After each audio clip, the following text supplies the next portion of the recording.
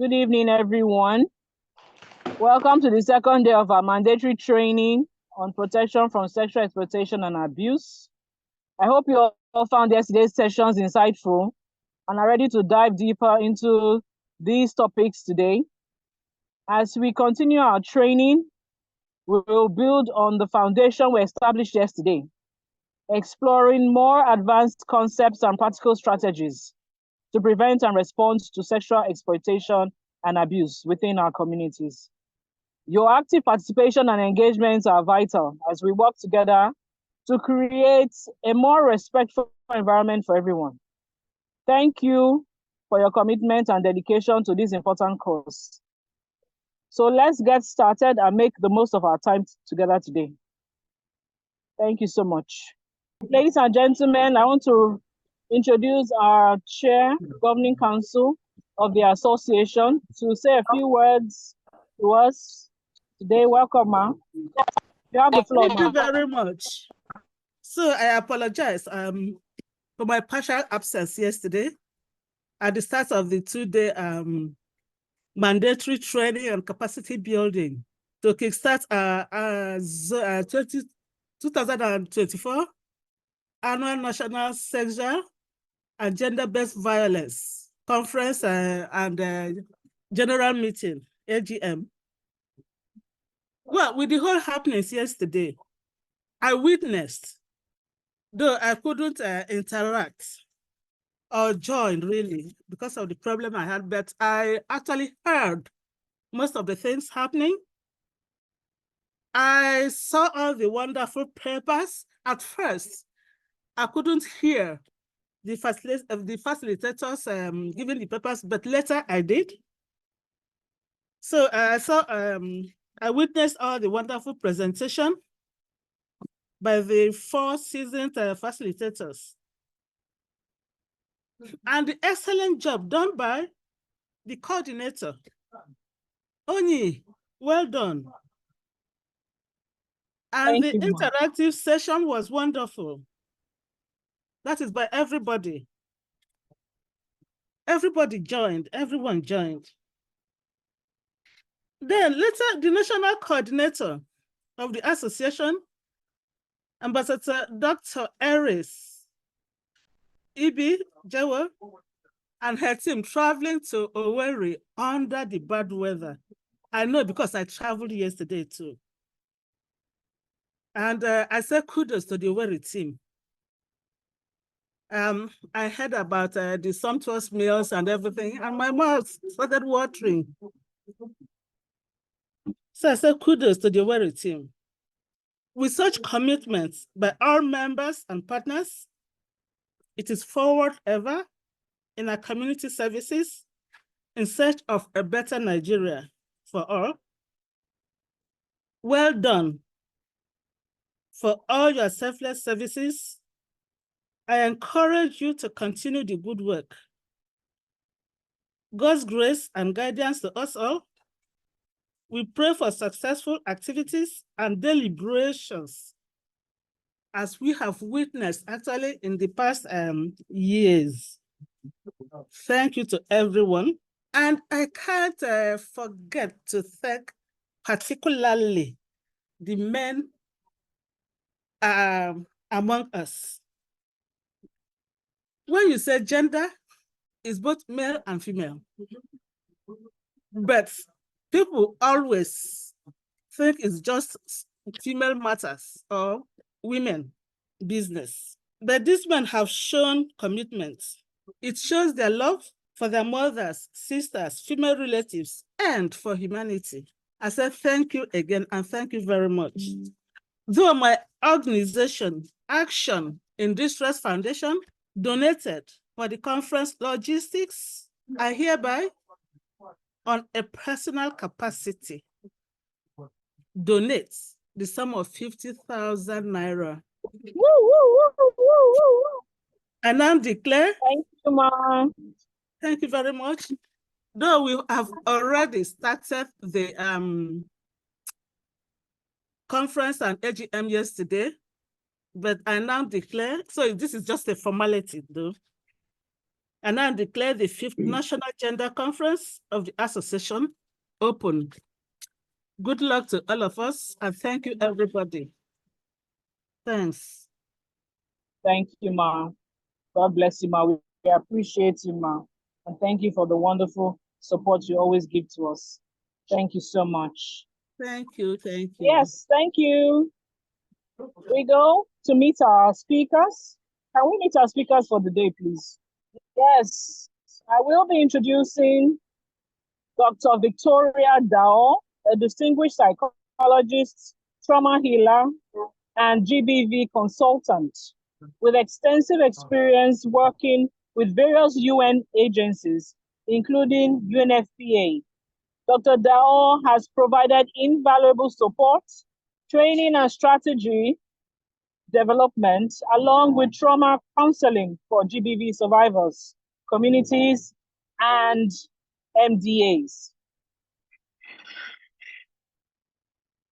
She is a dedicated member of the Benue State Technical Committee on GBV and serves as the executive director of Elohim Development Foundation, a Makurdi-based NGO offering counseling services to victims of all forms of crisis, including GBV. We are honored to present Dr. Victoria Daaor, an exemplary leader and advocate in the field of mental health and gender-based violence. Next, we have Stella Macaulay, an esteemed information manager with over 30 years of experience. She holds a degree in foreign languages and literatures from the University of Port Harcourt and honed her journalism skills at the International Institute of Journalism, Abuja. Stella's career is distinguished by her dedication and expertise, having served in numerous leadership roles within the Nigerian Union of Journalists and the Nigerian Association of Women Journalists. She is committed to lifelong learning, holding multiple advanced degrees, and is a member of several professional bodies. Stella's accolades include numerous leadership and productivity awards, highlighting her contributions to the field. She has also sponsored significant cultural publications and was recently elected as the Zonal Vice President of the Niger Delta at the NAWOJ Triennial Delegates Conference. Currently, she serves as the Director of New Media in the Delta State Ministry of Information. We are honored to present Stella Macaulay, a true leader and advocate in information management. You're welcome, ma'ams. Next, I'll be introducing Ambassador Dr. Oji Sophia Ndidi, a distinguished professional with a PhD and extensive experience in multiple fields, married and hailed from Abo Mbise local government in Imo State. Dr. Oji serves as Imo State focal person for the Association Against Child Sexual and Gender-Based Violence. She is a dedicated medical laboratory scientist, entrepreneur, and farmer. Dr. Oji's multifaceted career and commitment to advocacy make her a pivotal figure in her community. And last but not the least is Jennifer Abaji, Esquire, a lawyer and humanitarian actor from Kaduna State, Nigeria. She is the founder and executive director of the Bastilla Vulnerable Persons Rights Initiative, which empowers vulnerable persons, especially women and girls, to live socially and economically fulfilled lives. Through the Girl Lead Innovation Fellowship, Jennifer provides girls with access to education via online courses, webinars, and other resources. She also works with women and girls in internally displaced camps and mentors girls with disabilities. She is also an alumna of the Young African Leaders Initiative, YALI, and Northeast Social Innovation Fellowship. Jennifer holds several leadership roles, including National Female Coordinator of the New Nigeria Movement, Commissioner for Gender, Agriculture, and Rural Development with the African Youth Commission, and focal person for the Kaduna State Association Against Child Sexual and Gender-Based Violence. She is a member of the Education in Crisis and Conflict Network and is a trained facilitator. We welcome all our guests. So, ladies and gentlemen, the floor is open for the technical session, and we'll be bringing Dr. Victoria Daaor, ED Elohim Development Foundation, Benue, to talk to us on PC in crisis and emergency situations. Happy listening. Oyin, thank you so much for all you've been doing to coordinate this meeting. Good evening, friends, colleagues. Please, can you indicate if you can hear me? Just use maybe the signs in the chat room, the reactions. You can hear me. Just yes, we can hear you. Thank you very much. Yeah, we can hear you. Thank you. We're talking about PC in crisis or emergency situations. Yesterday, I listened to some of my colleagues give a very clear definition of what it is, but we'll just run through a few. Can we go on? Next slide, please. Our learning objectives for today, we'll try to understand PSEA principles, identify risk and vulnerabilities, how to implement preventive measures when we go into the field, responding to incidents, and creating a culture of accountability, which is very important if you ever have to go into the field to handle PSEA matters.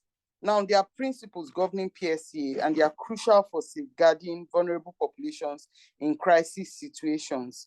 And PSEA encompasses policies, practices designed to prevent and respond to instances of sexual exploitation and abuse, particularly by those in positions of power. Now, when we talk about positions of power, a lot of times we just think about maybe those working in the community, in the field, who have access to some form of money and all that. But we need to check and be sure the power play can be at every level. If at every point or at any point, one person who is on your team working in the field is in charge of a particular thing, even though you consider that person one of the least staff in your organization, as long as the person has the power to give and not to give, or to decide what happens to somebody, that person is also important. And that's why it's very important that when we are intervening in the field, everybody who goes out into the field must have been trained on PSEA, must have signed a document stating that they were not going to involve themselves in any sexual exploitation or abuse. Or even though ignorance is not an excuse, but organizations should please take this as a very serious matter. The risk of sexual exploitation and abuse increases whenever there's a power play. And then understanding and implementing these principles is essential to maintaining the trust, safety, and dignity of affected populations. In Nigeria, affected populations include most recently IDPs, refugees, people affected by flood situations, any kind of crisis or emergency, even people who are fleeing from an immediate danger of kidnapping or something, can be camped somewhere, can be in a group that needs some form of support. And so we're talking about those kinds of people. Ensuring effective PSEA measures requires a multifaceted approach that includes clear policies, comprehensive training, robust reporting mechanisms, and strong community engagement. So if we engage with communities, we can raise awareness on their rights and the kind of support that is available. You know, people might be facing abuse, but if they do not know that there's a reporting mechanism or that they are going to even get justice for what they are passing through, then there's a tendency that you might never even get to hear about what is going on if those reporting mechanisms are not clearly spelled out. We'll talk about that much later. Now, let's look at key components. This was done yesterday, so I won't waste too much time. Sexual exploitation and abuse. It means any actual or attempted abuse of a position of vulnerability, differential power, or trust for sexual purposes, including but not limited to profiting monetarily, socially, or politically from the sexual exploitation of another. Sexual abuse, actual or threatened physical intrusion of a sexual nature. When we say actual or threatened, It might be that it has not really happened, the person has not really done it, but they were insinuations. The atmosphere was being set gradually. And if someone feels threatened in a sexual nature, like when you pass comments, when you make inappropriate comments to somebody, a lady passes, you tell her, this your bum bum now, wow, you know, go keep person, so, or you just make those kind of comments. Someone else might tell you, Anna, just talk now. But those kind of comments are sexual in nature and are affecting the person. So we need to watch that. Now, PSEA is protection from sexual exploitation and abuse. I think Onyi did quite a lot of that explaining before this conference even took off.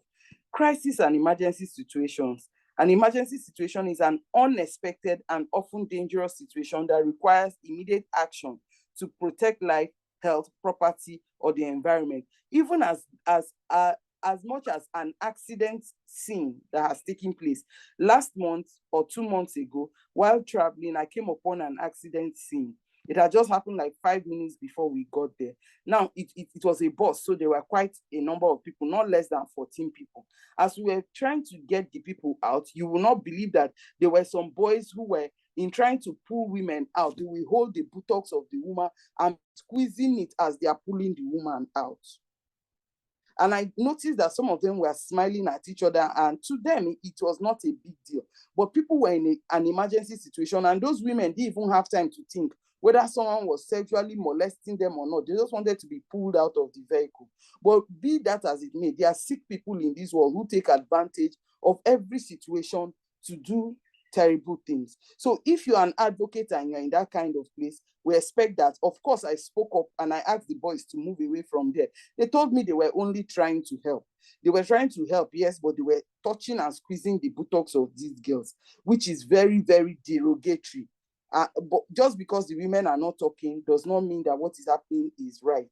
And we have to speak up when we see such things. Now, let's look at these core principles relating to sexual exploitation and abuse. These core principles apply to everybody.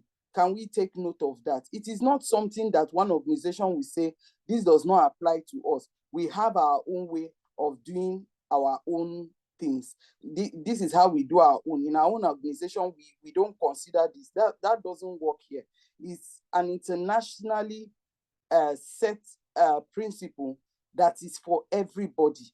Sexual exploitation and abuse by humanitarian workers constitutes acts of gross misconduct and are therefore grounds for termination of employment. If you run an NGO, if you work in the field, if you're an advocate, if you are doing anything around activism, advocacy, helping people, you are a humanitarian aid worker. You don't have to be any money per se for it. Because some people will say, I'm running my NGO, nobody pays me money. So nobody should come and tell me what to do in my organization. That's very wrong. As long as the lives of people are under your care, more or less, or you say you are working for humanity, you must be subject to some laws as it is. So I'll move on to 2. Sexual activity with children, persons under the age of 18, is prohibited regardless of the age of majority or age of consent locally. We know that if you move to some communities in the north, they will tell you that when a girl is 15 or 16, that one is due for marriage now. So anything can happen. No.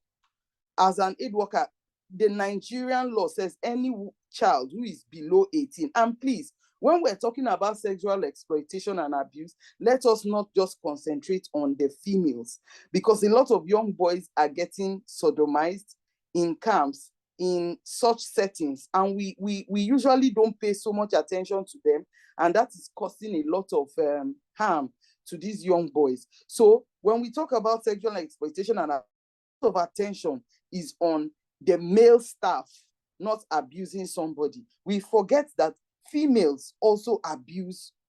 Females can abuse girls or abuse boys. So it's not about the sex, it's about what is happening and the fact that we need to protect every single human being that is on the camp. So these trainings, these teachings must be for all category of our staff. As long as they leave that environment, every staff that works with you, everybody, I dare say that even your vendors need to have an idea of PSEA and sign with you to say they will not go into the camps when the day they are distributing food, they are using their power to do this or to do that.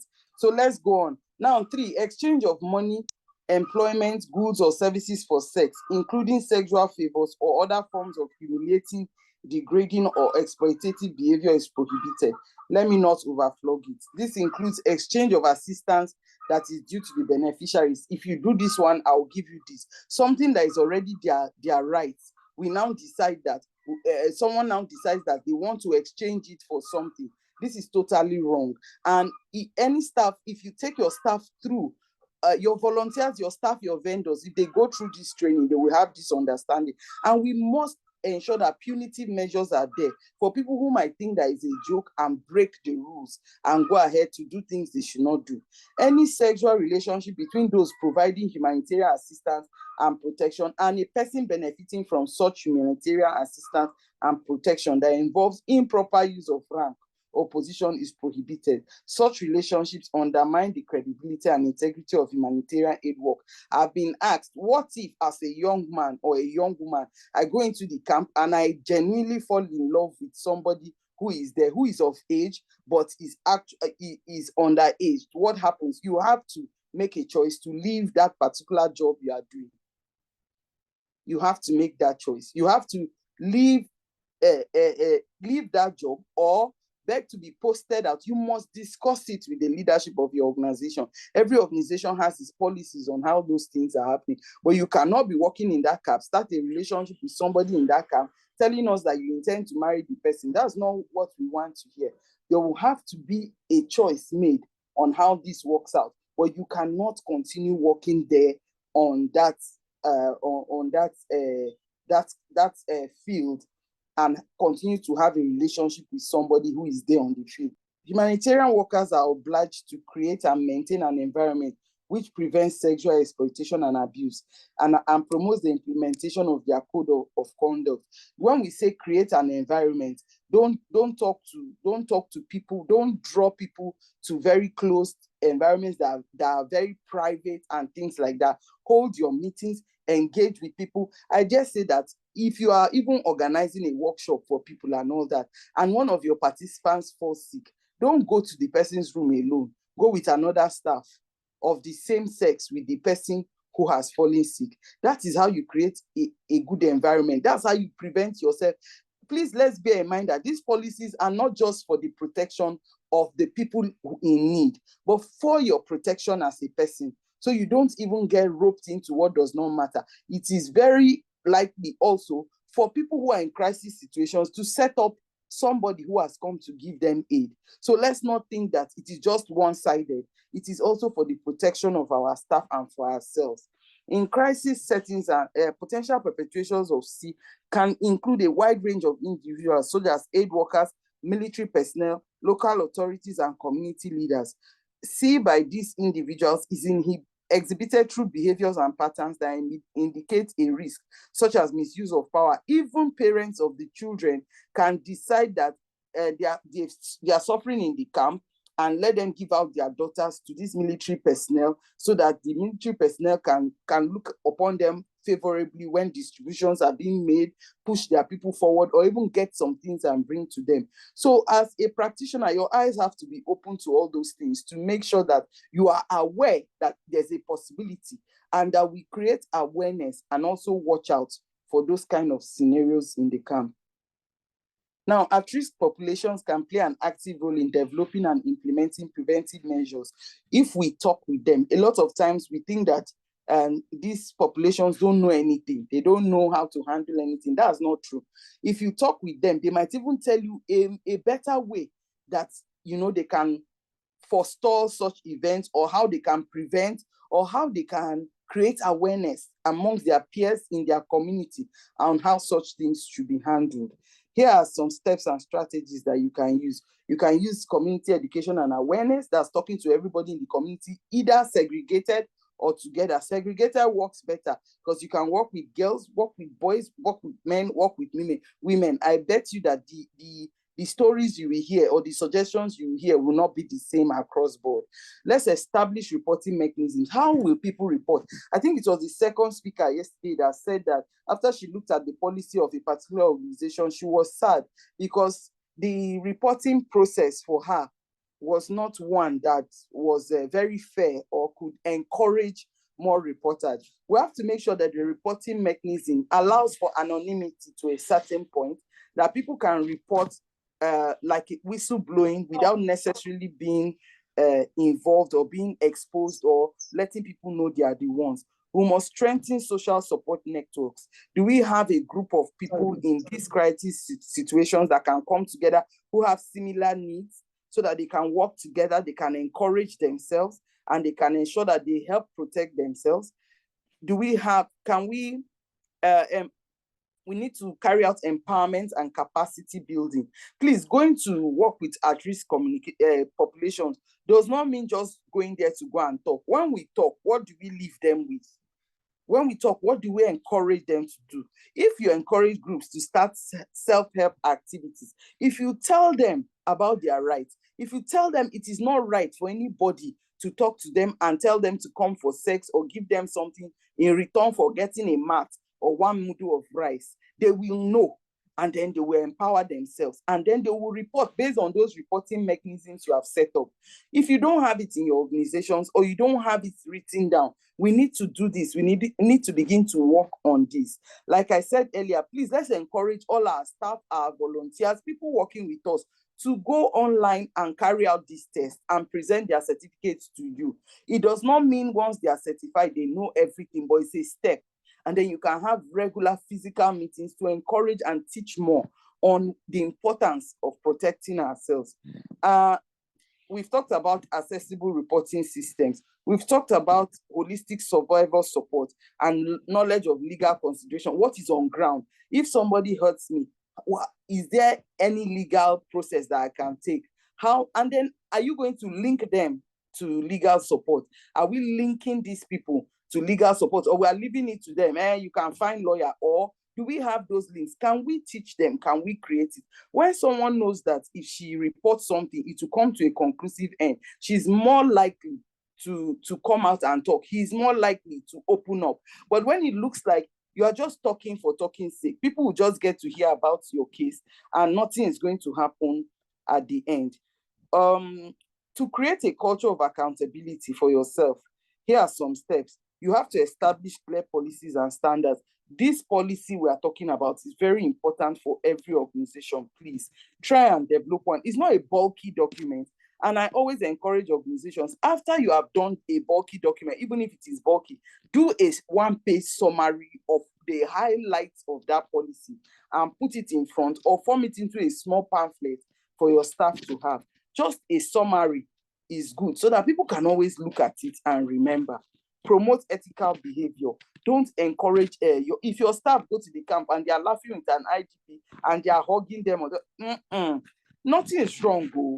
If those people are happy to see you, but you must protect the integrity of your organization and discourage that kind of behavior. Ensure transparency, foster continuous improvement, and engage the community. Please always engage the community. Do not think that these people don't know what they are doing. Sexual exploitation and abuse is a very, very serious crime, and it's more common than we think. It is happening more than we think it is happening. It is happening at all levels, not just during the emergency situations, but every time around us. I want to encourage us as practitioners. If you didn't take anything away from here, remember that your staff need to be trained. You can go back and look at the 6 IASC International Standard principles. You can train your staff. You can get them certified on PSEA and get every staff to sign something, a document that states that they understand what it means to work in crisis situations. Thank you very much for listening. I hope I was audible most of the time, and I hope that you learned something from this session. God bless you. Thank you. Thank you so much, ma'am. Thank you so much. Yeah. IT, please. Let Miss Barrister Jennifer have a presentation now, as we wait for the other presenter to be stations. Thank you. Okay, thank you so much for the time. I really appreciate this opportunity. Thank you, the leadership. So I'm going to be talking about child protection and safeguarding children from sexual basically, we all know that in a humanitarian setting, we work with internally displaced people, and sometimes you might not. It's subtle, this abuse is subtle. You might not want to. You might not notice it, and it works with power play, a little power play. And as we all know, a child in Nigeria is someone who is below the age of 18. So, and really sometimes it baffles us to see that sometimes some adults will claim that, oh, this child was consenting, I didn't force the child.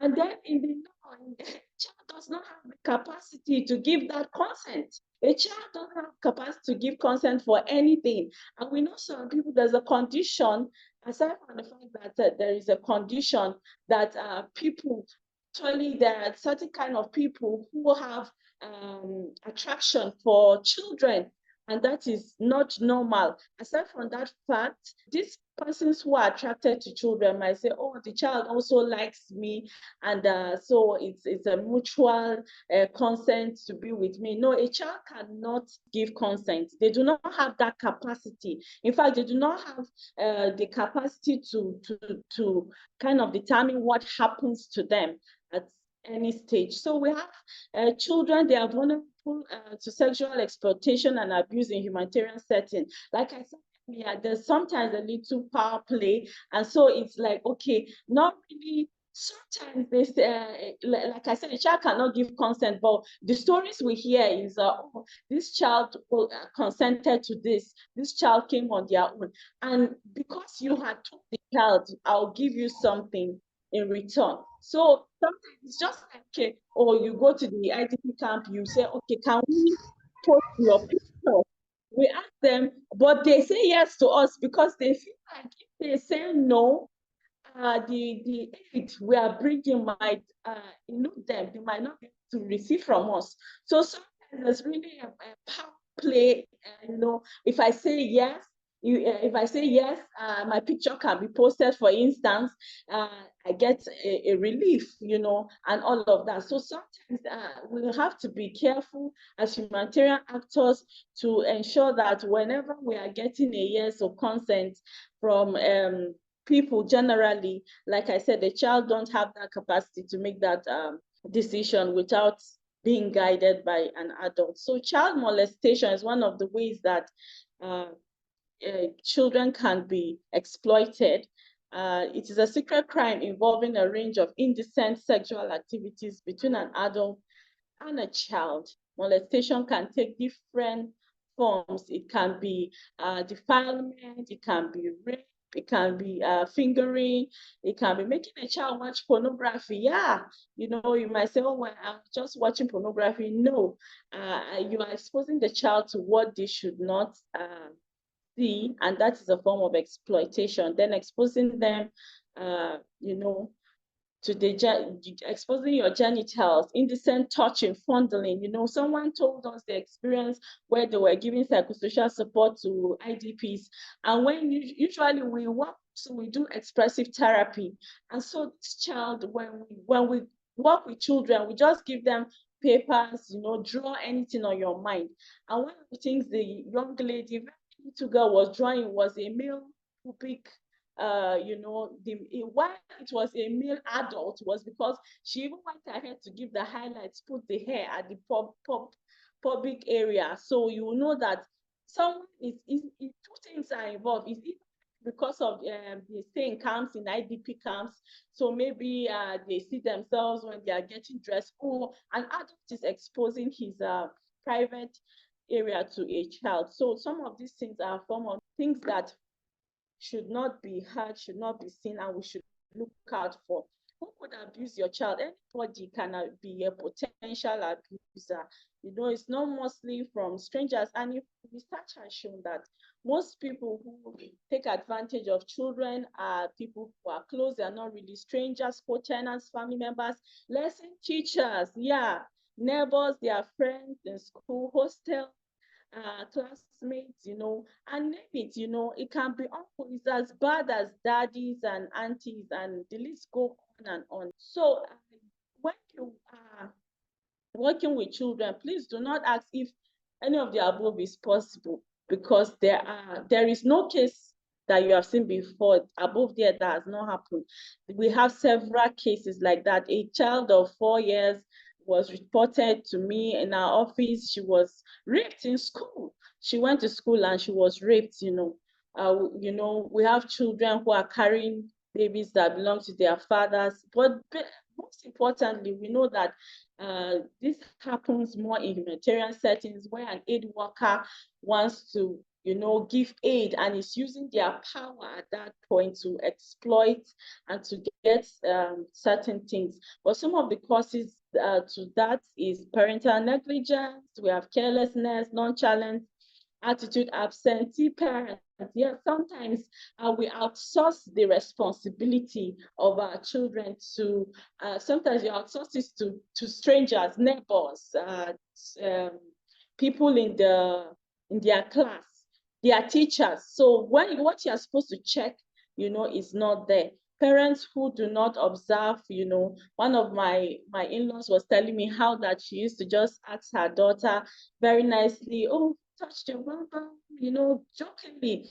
And the new school she went, she gave her names of who is touching her. And, if she was not an observant parent, it probably can be going on and on, but she had to go to school and confront that situation.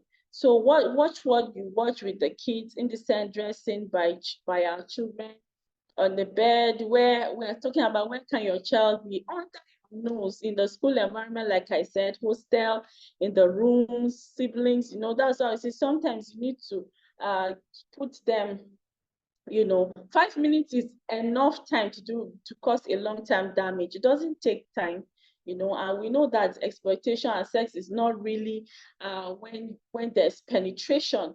We know about the acts and the laws around that. So sometimes people who abuse our children, they do one of the following: they groom them, they gain the trust of the minor with the intention of having a sexual relationship with them. So usually they do that by coming close to them and really making them feel at home. They have emotional bait, gift bait, give them gifts financially, and sometimes you as a parent might just be so grateful, and you can easily just release the child, not knowing that your child is what is being used as a collateral for the gifts you are receiving. So child grooming, befriending and establishing an emotional connection with the child, and sometimes the family, yeah, they do that a lot to lower the child's inhibition with the objective of sexual abuse. Child protection principles, very important. You need to know the principles when it comes to child protection in order to safeguard them against the one of the things is everything you do must be best interest of the child. We said earlier that the child do not have the consent he doesn't have the ability to give you consent for any form of sexual activity. So now, whatever is we should consider, we have to make sure that it's at the best interest of the child. The child right is clear on that. Whatever you are doing, you have to be sure that it's in the best interest of the child. That's one. Number two, it has to be non-discriminationary. You are not discriminating against the child. Then also there's this participation. A child, you might think is a child, but they have a say. They have a say in whatever happens to them. So how to identify a possible abuser? You're always trying to be around your child, or vice versa. Your child sometimes they want to go, and then child feel uncomfortable when he or she sights the abuser, when the abuser is around. Sometimes you tell the child, go to this person's house, get me something, and the child is like, I don't want to go, I don't want to go. You know that there's a problem, there's something they are not saying. I remember a story where training health workers, and one of the staff shared with us an experience where a child of 13 was having implants for family planning. And then they asked her, why are you having implants? Why are you having implants at this young age? Is it that you are sexually active? Because she's not married. Are you sexually? And she said, no. Why are you having implants? No, from asking the question, they now knew that it was her dad that sent the driver to always bring her for that implant and all of that. And then I was like, didn't you know that that's already a sign that this child is being abused? You did know, what did you do? Then they're like, oh, I didn't really know what to do. I was confused because they say it's the child's father that do. How can a father send a child 12, 13 for implants, family planning? It is abusing the child. You need to do something about that. So easily and conveniently access to care for your child while you are with some people, oh, they want to just be around your child. It might be a red flag. If any of the above is observed, please shine your eyes. So sometimes your child might feel uncomfortable, rejecting to go to the person when you send them home, like I said, even in holidays. So we need to be watchful. And also, the key word, when we're talking about safeguarding, we have to also have our policies in place. In fact, most donors these days, when they are giving you a grant, you have to sign the policy around child, make sure all your staff, like the first speaker said, all your staff, whether senior, junior workers, they should know that there is a policy in place that hinders them from abusing children, especially when you go out to do your humanitarian work. Sexual abuse happens among siblings, like we said. Why should we be that careless? Okay, like we said, our parents are careless and we should not be careless. See risk factors. There are some factors that contribute to that.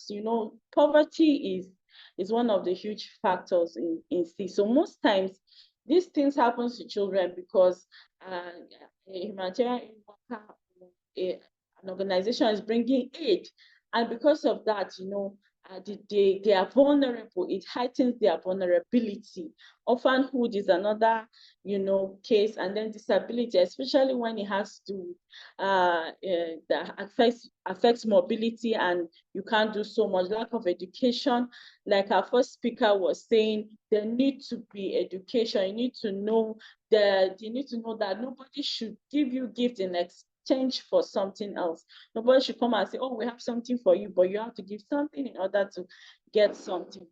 So what a perpetrator usually says to a child is, I will kill you, you will die, your mommy will hate you, and all of that. We all know no one will marry you if they know, and all of that. So sometimes in investigating, or if you are into that investigation around children's rights being abused, you might just ask them, did he say this? Did he say that? Did he say that? And sometimes if you look at their eyes, you know that, yes, wow, how did you know he said that?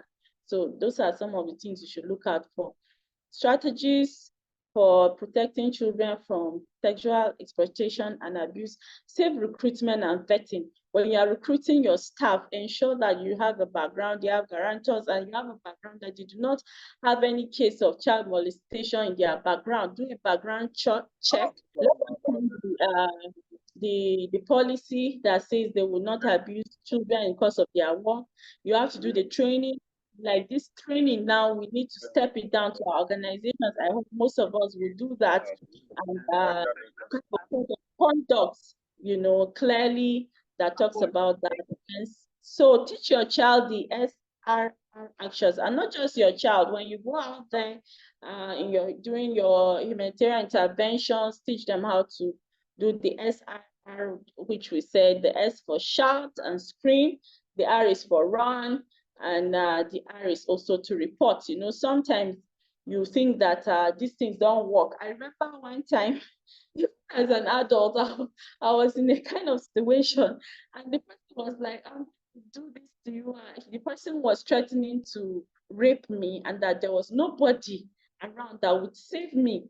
And he said, if I shout the place, nobody will listen to me. And guess what? I actually thought it was true. Until when the struggle was too much, I shouted and he left me. I was like, oh, you made this shout work. She said nobody was around. So it works. So teach them how to shout, to scream, run away, and to report. So community-based protection, engage with local communities, raise awareness, support community initiatives, establish safe confidential reporting channels, use child-friendly language and materials. Yes, break down when we go to tell children, to talk to children in humanitarian setting, let the language be understandable. You can't use big you can't say C to them. They don't understand what C is. Come down to their level. Ensure prompt response and support. Provide counseling, psychosocial support, ensure access to medical and legal services, offer alternative care arrangements when needed, collaborate with local authorities and partners. Yes, continue to coordinate share information and best practices, please. That's why we're the team. Let's share best practices, and then let there be a regular monitoring and evaluation, regular monitor and evaluate, see prevention efforts, use data to inform programming and policy. Let your data speak to what you are doing, translate those into policy and programs. Conclusion, I'll say together we can protect children from C and ensure their safety and well-being in humanitarian setting. God, who has protected our people, now they are at home for the holidays, and God will bring them back safely to their schools, and when they are in their camps, God will keep them safe. Thank you so much for listening. Wow, thank you, Barrister Jennifer. Thank you so much for that beautiful presentation. I know we have learned a lot in that. You learned the SRR, shout, run, and report. We must teach our children that. That's the take home, SRR. Okay. Next. Hello, Dr. Onyi. Good afternoon. Good evening. Good evening, ma. Good evening. Our able national Jump in chairperson, ma. Okay, ma. Welcome, Madam Chairperson. Ambassador Aries. Let me bring. Thank you. I just jump in. Thank you. I just want to bring greetings. Yes, thank you. I just want to bring greetings to everyone for participating in this training. And like I try to say every time we have opportunity to get new knowledge, what are we going to do with this new knowledge that we are acquiring? So I want to appreciate everyone. So I just want to greet the fields this morning for doing some community projects that we are all in. I want to tell us that as we get this new knowledge, as we do this 2 days training, please let us make impact. Please let's make impact in our communities. Let's engage. Let's continue to bring in more people. Let's continue to monitor what we are doing so that our youth empowerment will be achieved and then be able to end all forms of gender-based violence in our community. So let me jump in here. Thank you, Dr. Onyi, for what you are doing. Thank you, ma'am. Thank you. Yes. So can we have the next speaker come on? IT, can we have Stella Macaulay's slides, please? Thank you. Good evening, everyone. Good evening, all. Can you hear me? Good evening, ma. We can hear you loud and clear. Good evening, ma. We can hear you. Good evening. I can hear you. Okay. At this point, we are going to stage the prevention of sexual exploitation and abuse.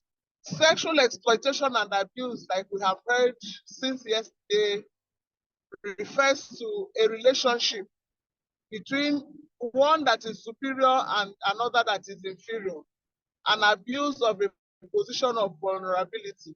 Of course, it has a differential power, is to examine how we can leverage media and communication strategies to bring to the fore issues about sexual exploitation and abuse. Now, we need to note as we continue that it affects the psychological well-being of victims, that is sexual exploitation and abuse. It also undermines social and economic structures and perpetrates a cycle of violence and exploitation. Therefore, if we're able to use media communication to prevent it, we need a multifaceted approach, including legal measures, education, communication strategies, because we all know that media communication is a powerful tool that can shape public perception. I'll give a quick example.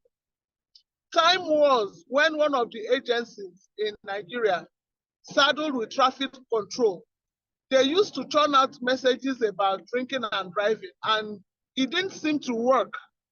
And then during a communication workshop to come up with messages, communication messages, to ensure that road crashes are reduced, it was suggested that they should say, drink, drive, and die.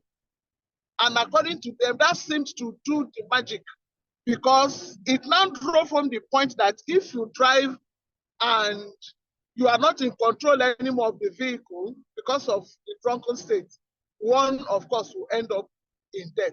And according to the statistics after that, a lot of road crashes were contained. Yeah, importance of media and communication in prevention of sexual exploitation and abuse is a critical. Media and communication play a critical role in raising the awareness about C. When I say C, SEA, I mean sexual exploitation and abuse. I don't have to repeat it. So please, anytime I say C, just cast your mind to SEA, that is sexual exploitation and abuse. Media and communication also protects vulnerables by informing, educating, and engaging the public. So we are saying that we can raise awareness about C through public awareness campaign. What are public awareness campaigns? These are crucial for spreading the message about C. There are key elements that we need to observe for a successful campaign, which includes clear and concise messaging. What we mean by this is that your message has to be clear. It has to be concise, straight to the point. No long stories. During GBV week, I saw some placards carrying "no" is a full statement. No is a full statement. Of course, what it means is that when a woman or when a girl says no, you should be able to respect that statement because she means it.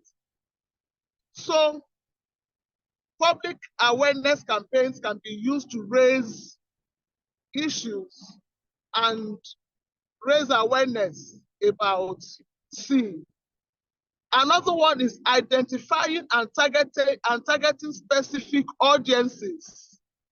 By this, I mean that you must be able to pick your channels, that is channel of communication, to reach different audiences. For instance, you should be able to know who you want to talk to. For Gen Z, you'll be wasting your time if you go to Facebook. Therefore, if you go, of course, if you go to WhatsApp, you're not likely to catch so many of them there. But the moment you go to TikTok and to these other channels, oh my God, that's where they are. And so messages targeted at Gen Z should go there.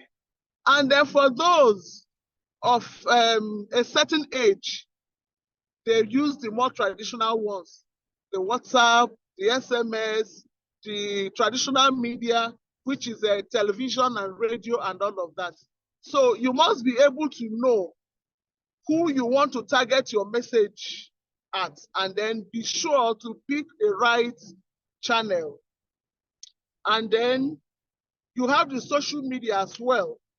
There's also the community outreach through events and workshops.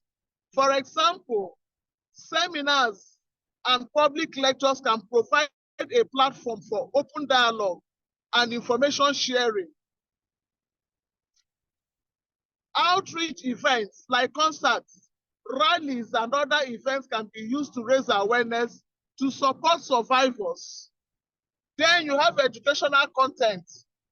Developing educational content such as articles, videos, short videos, infographics, and brochures. These are very essential when you talk about the educational content of the messages you have to send out concerning sexual exploitation and abuse.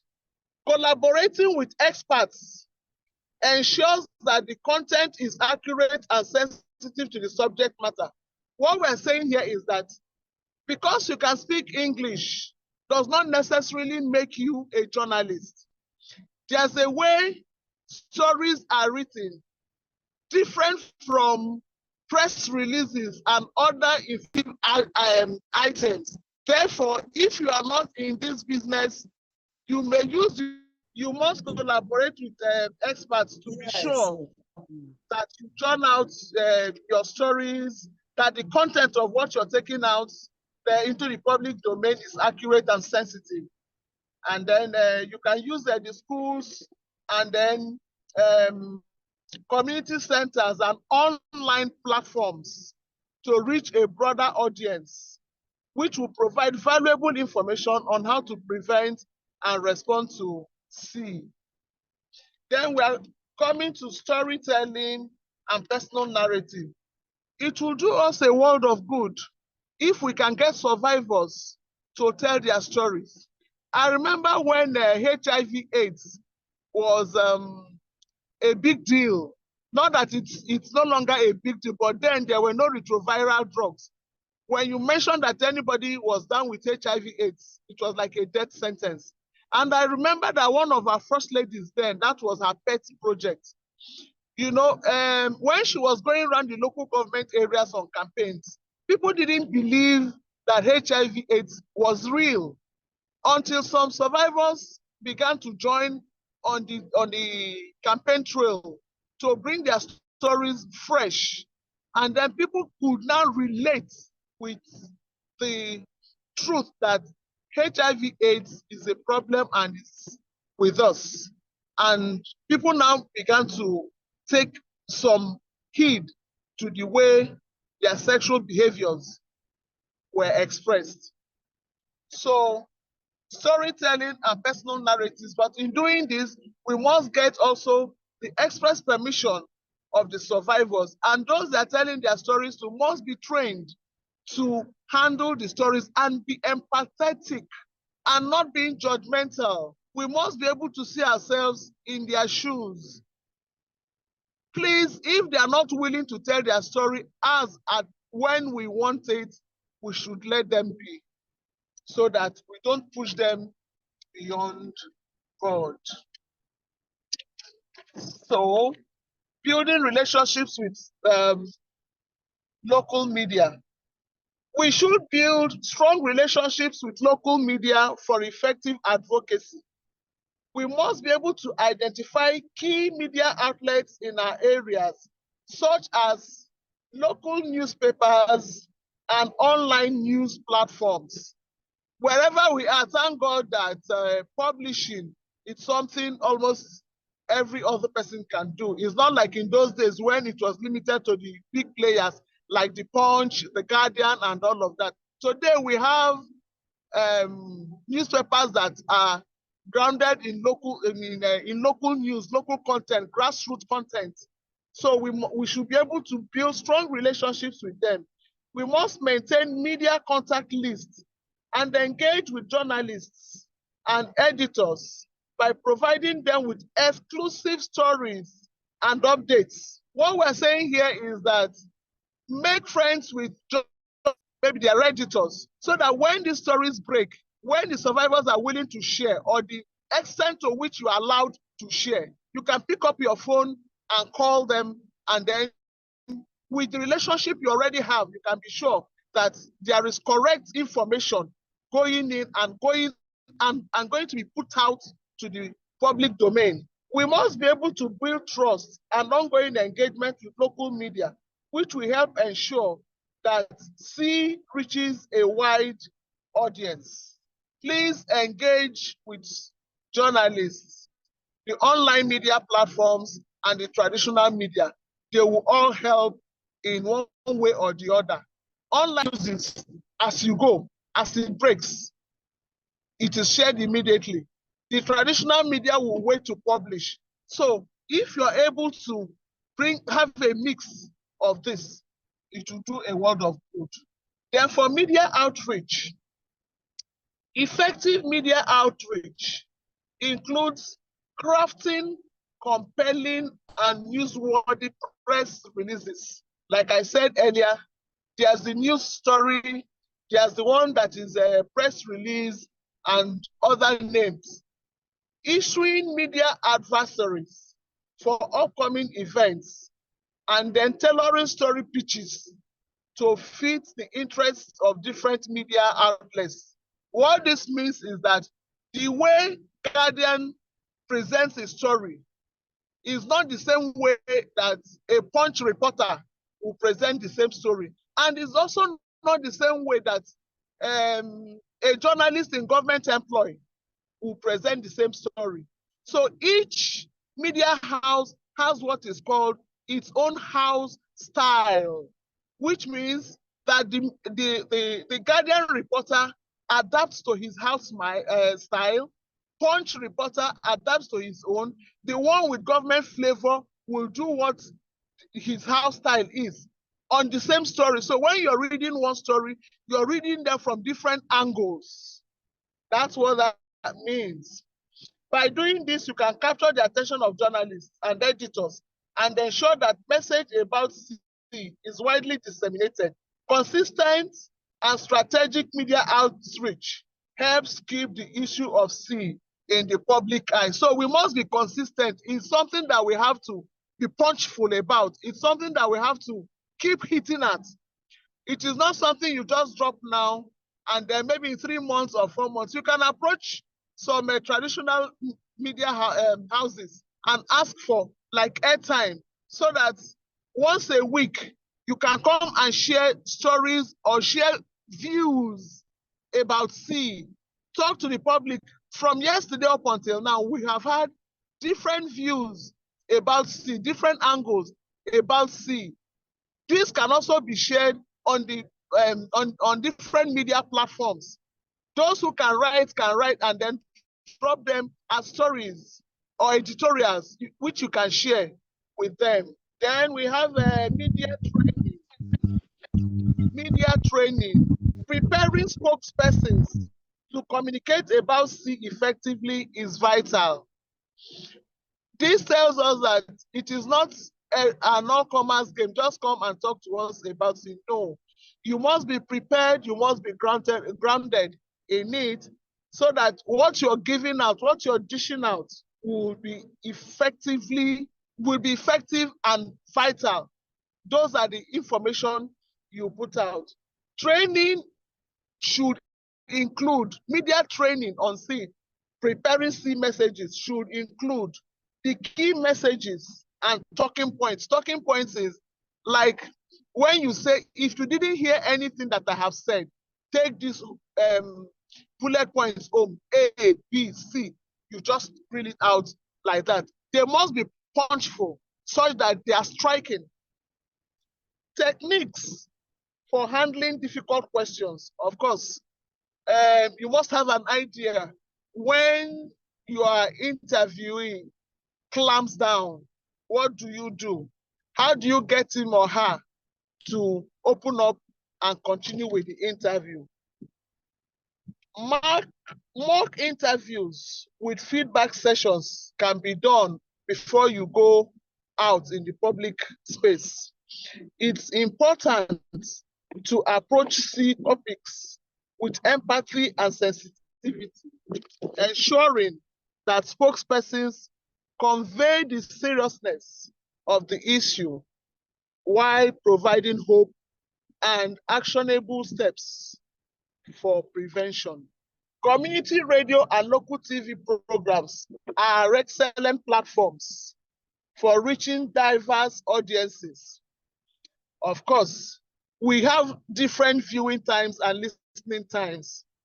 When you are in the marketplace, maybe for a trader, he or she may not be able to tune to television, but radio can give information. So one does not take the place of the other. They both have their different purposes that they serve. Partnering with these outlets, that is television and TV and local TV programs, for regular segments on C can help spread awareness and educate the public. Customize the content to suit the format and audience of each platform. You are looking at the language to be chosen, like we saw earlier. It wouldn't do to speak in Queen's English. I remember when they used to have this program on radio, SFH. It was a program on a reproductive health, safe health or something. You know, it used to be a pidgin English program on radio that people looked forward to. So you must be able to identify your audience and couch your language in such a manner that it suits the audience. Customize the content to suit the format and audience of each platform, ensuring that the message is clear and accessible. Community radio and TV can reach people who may not have access to other forms of media. I'd like to say that I'll summarize by saying that strategic media and communication are important for preventing sexual exploitation and abuse. By raising awareness, educating the public, and engaging local media, we can make a significant impact. I encourage all of us to implement these strategies in our work to help protect vulnerable populations and promote a safer community for all. Now, I would like to leave us with this charge. In your areas, in the different areas that you operate in your different communities, which are the local media that you know? Have you paid attention to this before now? Are there existing programs on C on these channels? If yes, are they in local language or Queen's English? We must begin to look at it to see that they are all adapted to suit our different audiences. Going forward, what will you do differently after this convention, after this conference? And you now know better why you need to engage media and communication in preventing sexual exploitation and abuse. Thank you very much for the time and for listening. God bless you as you continue to do what you do. I think I was bounced out. Sorry. I was just trying to appreciate Mrs. Macaulay for bringing us into the world of media and communication strategies. We usually take it for granted. In our little devices, we see our newspapers on, like Premium Times, Days, Punch, newspaper. In our local traditional policies, we have like Robo Voice and the rest, and a whole lot. So we usually take them for granted. So it's usually pertinent that in our work, but engage the services of the journalists. Thank you so much, ma'am. So Sophie Oji, ITV, bring up the last speaker slide. Thank you. I will be taking the presentation on ethical dilemmas in PC on behalf of Ambassador Dr. Oji. So by way of introduction, the ethical dilemmas in PC are complex and very challenging, especially in Nigeria. And practitioners must navigate these dilemmas to effectively protect survivors and uphold ethical standards in the Nigerian context. In everything we do, ethics, we must have it back of our minds that it's very pertinent to know what is good, what is bad, what is morally acceptable to mankind. So we will see it in different perspectives. Let's look at confidentiality versus mandatory reporting. In Nigeria, balancing confidentiality, common. So let's take a case study, reporting mechanisms in Nigerian IDP camps. The question now is, when should confidentiality be broken to protect individuals? At what point do we keep that in mind when dealing with cases of C?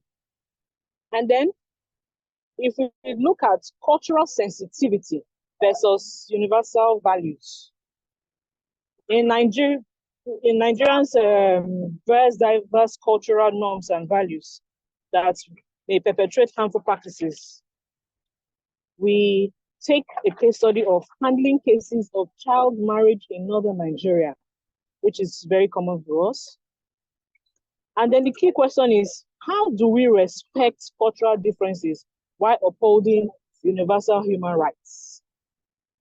We know that culture is a way of life, and in every setting you come across, you must be able to accept and know the culture that abides in such areas or communities before you are able to put in any form of intervention in saving any survivor. And then having individual consent versus collective well-being. Weigh the individual's consent in the community in Nigeria. And the case study we use here is having a community-based intervention in Nigeria rural areas. So the question is, when is it justifiable to prioritize community well-being over individual autonomy? Should the benefits of the community outweigh the benefits of the individual? We should have that in the back of our minds when dealing in cases. Next, we have loyalty to organization versus loyalty to survivors. In trying to prioritize survivors over organizational interests in Nigeria, NGOs have a very serious dilemma with that. And then the case study here is conflict of interest. We hear of cases of conflict of interest in Nigeria aid organizations. Is it a way such that even you are trying to intervene is going to cause a conflict of interest because you as an organization is benefiting from another in trying to pursue a cause? So the question here is, how do we balance organizational policies with survivor-centered approaches? These are concepts we must put in mind in dealing with ethical cases or ethical dilemmas that can ensue in the course of intervention. Then we have personal biases and impartiality. If we recognize and manage personal biases, we can ensure impartiality and have fair decision-making in Nigeria. A case study here will be biases in handling cases of domestic violence in Nigeria. The question here is, how can practitioners remain objective in their work? Next will be resource constraints versus response needs. In allocating limited resources in responding to multiple cases in Nigeria, how do we take or make priority in having whichever? And the case study here is resource allocation in Nigeria crisis zones. So we have cases in the north and the south. So we hear of palliative care given to northerners and seldomly given to the southerners. What are the constraints? So the key question is, how should resources be allocated fairly and effectively? Are these resources that we see as palliatives, are they allocated fairly? I leave that question to everyone to answer. Next, if we decide on short-term needs versus long-term solutions. In balancing the immediate needs with long-term solutions in Nigeria, our case study here will be addressing immediate relief and long-term rehabilitation in Nigeria flood-affected areas. So the question here is, how can we ensure that if immediate actions also contribute to long-term change? Next will be survivor autonomy versus paternalism. By empowering Nigerian survivors to make their own decisions while avoiding paternalism approaches. The case study here is survivor-centered care in Nigerian health services. Do we actually practice survivor-centered care in Nigeria? Is it very common in our health sector? The question here is, how do we support survivor autonomy without imposing our own views? Next will be transparency versus discretion. In determining how much information we share publicly about PC cases in Nigeria, while maintaining discretion and confidentiality, we must know the things or messages we try to pass across in trying to know and balance which one should be confidential and out of discretion. The key question here is, when should information be shared to ensure accountability without compromising privacy? And then we have urgency versus thoroughness. But we must be able to balance the need for swift action with the requirements for thorough investigations and responses in Nigeria. The case study here is swift action versus thorough investigations in Nigerian trafficking cases. Are we swift? Are we been able to get to that extent where we are able to know what is urgent and where we should have thoroughness in our cases? The key question is, how do we ensure thorough investigations without unnecessary delays? We experience this in our everyday work as CBOs and NGOs. So, for tips for balancing ethical considerations in Nigeria, one is that we must prioritize survivor needs. Here, we must focus survivor-centered approaches in every case that we come across. And then two, we must align organizational goals, harmonize objectives with survivor-centered methods. Three, we must have transparent communication. As the media speaker has said, we must have clear and concise messages, clearly communicated with survivors and stakeholders. And then four, we have collaborative decision-making. We must be able to involve survivors in decision-making. Don't just think that you alone as the organization have the sole they are the sole person to take decisions on behalf of the survivor. Because you may find out that some decisions you make may be detrimental, because you may also try to understand the emotional aspect or trauma that the survivor is undertaking and may not even decide to discuss any of our issues with you. So if you do not take her or take him into consideration, there will always be a problem. Then we have accountability mechanisms. Establish strong accountability measures. It is very pertinent in everything we do. Continuous monitoring. We must regularly assess and adjust strategies to fit what we have on ground. There's no rocket science. There's nothing fixed on stone. We are dynamic and we must be able to adapt to situations we see or meet. Then training and capacity building. We must provide online training to survivor-centered approaches, which this organization is kindly doing. And many other organizations are partaking in this venture. And then lastly, leadership commitment. Ensure leadership is committed to ethical practices. If the head is bad, obviously, the body will die. So it is very pertinent. So how do we navigate through these ethical dilemmas? First of all, we must familiarize ourselves with the United Nations PC framework and Nigerian guidelines. We must engage in ongoing trainings and capacity building specific to Nigeria, which we are also establishing right now. We are doing this now. We establish clear boundaries and protocols. You must know where your strength stops and where another continues. You must know when to refer cases which you cannot handle. You must foster a culture of transparency and accountability. Don't hide anything. Don't keep anything secret. You must have the spirit of discretion at any point. And then seek guidance from supervisors, peers, and experts when faced with uncertain situations. No person is an ocean of knowledge. You can't seek advice from other experts in the area. So There are lots of things which we come across in our day-to-day workings as NGOs and CBOs. And here is a list of additional resources in Nigeria which we can go back to and process our activities. We have the website and all of it there. So in conclusion, the ethical PC practice in Nigeria requires ongoing learning and adaptation and commitment. And staying informed and connected to PC community in Nigeria is crucial for effective and responsible PC work. Thank you very much. I hope I was able to bring the presentation to the fore. This is an emergency. Thank you. So we have come to the end of the technical session. We'll now be taking on the Q&A session. If you have questions, you can signify with the MOG. We'll be called upon. And this session will be handled by Mr. Daniel. All right, thanks so much.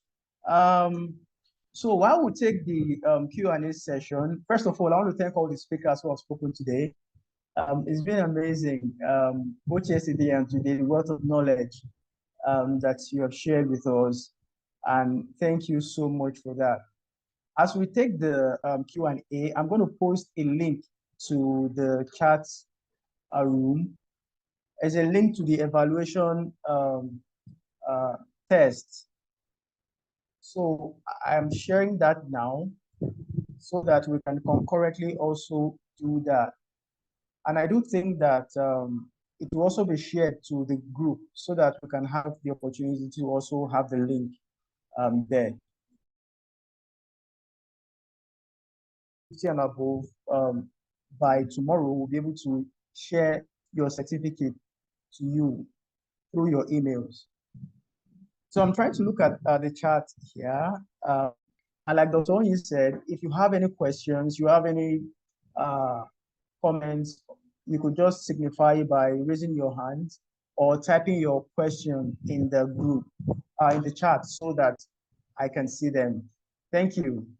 Hello, sir. Please, I won't be able to type. I can't see. My screen is blank. So I'm just Yes, please go ahead. You're already talking. And I'm just trying to get what is going on. I've been listening to the audio. So I'm asking, is it possible for me to write the evaluation tomorrow? All right, sure. Yes, we'll make provision for that, for you to be able to write it. Any other question?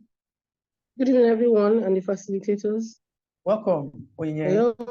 Yes, please go ahead, Onyinye. I'm quite interested in writing the evaluation. I do not know how to go about it. I just dropped my email address on the platform. Okay. All right. Earlier, I had dropped the link to the Google form on the chat. So I'm dropping it again. Hello? Okay, please. Yeah, so just click on the link and it will take you to a Google form where you have 50 questions and you can answer them based on yesterday and today. Based on yesterday and today. Okay, thank you very much. Yes. Priscilla, I see your question. Is there a platform for us to ask questions even after this? Yes, there's a platform to ask your questions. And since there are a lot of people who are not in the WhatsApp group, with due permission from the leaders, I think that probably I'm going to request for the link to the group so that I can also share it in the email. So you can just click the link to the WhatsApp group in the email and then join the WhatsApp group. I hope that'll be fine for those who are not part of the group already. I really appreciate that. Okay, wonderful, wonderful. Okay, great. Thank you very much. Ladies and gentlemen, yes, as we draw this important training to a close, I want to extend my heartfelt thanks to each and every one of you for your active participation and engagement over the past 2 days. Your commitment to learning and improving our collective efforts to prevent sexual exploitation and abuse is truly commendable. We have been privileged to hear from 8 expert facilitators who have provided us with invaluable insights and practical tools. Their knowledge has not only broadened our understanding, but also empowered us to implement effective strategies within our own communities and organizations. This training marks a significant step forward in our mission to create a safer environment for all, especially the most vulnerable among us. The discussions and interactions we have had will undoubtedly enhance our capabilities and strengthen our resolve to combat GBV. I encourage you all to take knowledge and skill gained here back to your respective areas of work. Share what you have learned, continue to support each other, and remain steadfast in your commitment to this crucial cause. Remember, our strength lies in our unity and our shared dedication to making a difference. Together, we can and will make our community safer and more supportive for everyone. Thank you once again for your participation. And a special thank you to our facilitators for their exceptional contributions. Let us continue this journey with renewed vigor and a clear vision for a future free from sexual exploitation and abuse. I look forward to our continued collaboration, and I remain yours truly, Dr. Oyin Owawambuzo, National Coordinator, ASCSGBV. Thank you so much.